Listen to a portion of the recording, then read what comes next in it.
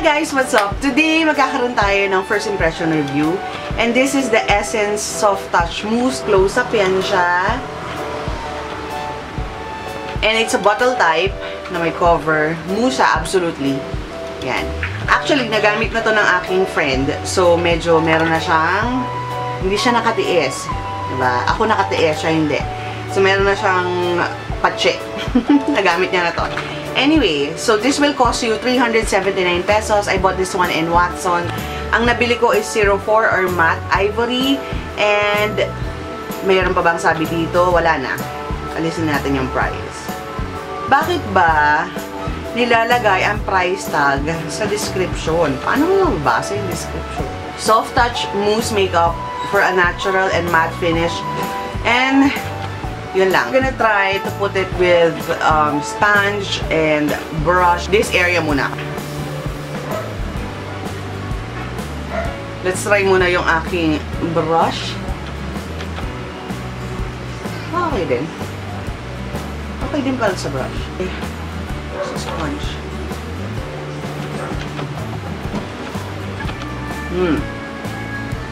Mas gusto ko yung brush. So, medyo nahirapan ako sa sponge. Oh, mas mahirap siya i-blend sa sponge. So, I'm just gonna continue on with the brush. It's very natural looking. I'm gonna go close up para makita niyo ako ng malapitan. Ito na yung aking bare face. Ito na yung with foundation. And pasensya na kayo sa eye bag kasi ilang araw na akong payat. Anyway, ayan na siya. Ang ganda. Ang ganda ng finish niya. Alam mo, i-double coat ko to kasi I don't have that much blemishes naman sa aking mukha. Do I have, as you can see, eye bags and redness. Yun lang yung aking main problem ngayon. So I'm gonna hide that. Oh, I love the coverage. Tapos na ako sa aking application. As you can see, it really brighten up the skin. Coverage-wise, it's very natural looking.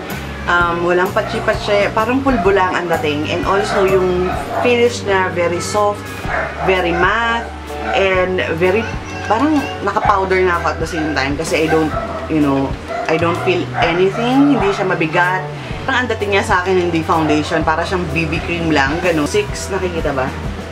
Ayan, 9:06 ng umaga. And yeah, I'm gonna get back to you after I put on my makeup. I'm back putting my makeup on. It's now 9:45 ng umaga. And absolutely, I love it. Gustong-gusto ko siya, guys. Kasi parang ano lang siya. Parang bare skin nyo lang. Yung skin nyo, parang pinaganda niya lang. Ganun ang dating sa akin. It's very natural looking. All my redness around my nose are covered. Pakita ko sa inyo yung close-up. Simple makeup lang. So, yung redness around my nose, na-cover naman siya. And this area, na-cover din. And, what else? Yung mga, yun lang kasi basically na kino-cover ko eh. Yung talagang redness ko and redness. And, yun. So far, I love it. I love the product. Ano na tayo? Yun ang tingnan yung aking pores. And, medyo natakpan niya yung aking pores in this area. That's why I love it as well. Kasi parang, may cover up or primer effect siya na nagko-cover ng pores. So, I super love that effect. And very natural looking. I'm gonna get back to you guys later on for an update. It's now 1:57 ng tanghali. It's been 4 hours since nilagay ko yung product and medyo, yeah, I'm oily in this area and this area. Check natin.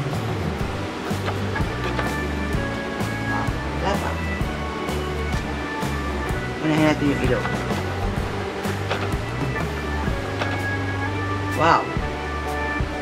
Actually, wala po masyadong oil. So far, guys, ito pa lang yung oil na na-produce after 4 hours nung ginamit ko yung mousse. And, like, it's still okay. Ang ganda niya na ulit. Medyo nakikita ko na yung redness in this area. Aking cheeks yan kasi talagang sobrang pula niyan. Pero yung dito, wala pa naman. Ito, kita na yung red. Hindi katulad nung kanina nung bagong application ko pa lang or bagong apply ko pa lang ng produkto, talagang medyo na-cover niya yung redness ko. But as of the moment, seen na siya. Seen mode na. Pero, it's still blooming. As you can see in the camera, blooming pa naman siya. The mousse is still intact. Kaya lang on my cheek area, katulad nung sabi ko sa inyo kanina, medyo na-hide niya yung aking pores. Pero ngayon, kita na siya ulit. So, meron lang siya limitations. Siguro around 3 hours. Tsaka siya lumitaw ulit. Pero, as of the moment, yun lang ang problema ko. The oil, it's normal. Yung oil na produce ng skin ko on this hour or 4 hours time. Ganun din naman. So, but other than that, okay pa naman. So guys, yun lang yung aking update. I'll see you guys later for my final thoughts and my final update. It's now...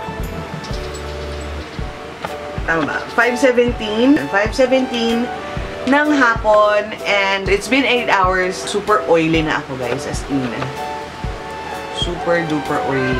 So, ito na yung itsura niya after I blot, and ito yung na-produce niyang oil sa akin. If you have an oily skin, a must watch for you guys to check yung inyong mukha after 8 hours. Kung oily na kayo, actually 7 hours, 6 hours pa lang, medyo talagang intensely na yung pagiging oily niya. But after you blot naman, okay pa rin. Kung hindi kayo masyadong oily and you're more on the drier side, okay tong produktong to. Kasi, I love the finish. Until now, the mousse is still there. Hindi ko masabi kung foundation ba siya or BB cream or whatever.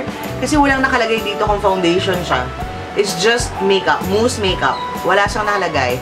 If i-consider ko tong product na to as a foundation, absolutely, kung kayo ay tipo ng tao that wanted to have an high coverage or talagang magandang coverage, hindi siya maganda. But if you're more on the BB cream side or mahilig kayo sa BB cream, yung finish nito, just perfect. Kasi, yung napansin ko sa kanya, para siyang BB cream lang.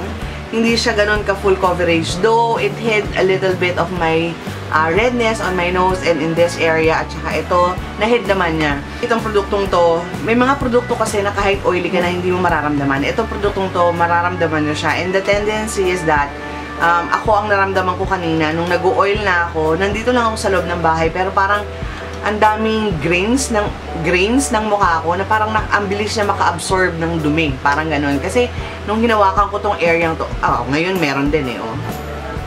Parang siyang may grains. I have never encountered a product nagkaroon ako ng ganun. Ngayon lang. I'm sorry for the lighting kasi medyo pagabi na. Longevity-wise, guys, the product is still intact naman. Maganda pa rin yung kutis ko. Downside, yun lang yung mga sinabi ko kanina. It's oily. Medyo makakaramdam ka ng, ang bilis niya maka-absorb ng, or ang bilis niya maka-attract ng dumi kasi parang ang grainy ng mukha ko. And what else? Yun lang. So, basically, guys, that's it for this review. This first impression review. I hope you guys enjoyed it. If you do, please do give me a big thumbs up. And also, kung di pa kayo nagsusubscribe sa channel ko, hit the subscribe button and be part of my family. And if you haven't followed me in my Facebook, Instagram, and Twitter, I'll be linking that in the description box. That's it. Thank you very much, guys, for watching. Have a great day and happy day too. Bye! I'll see you guys soon.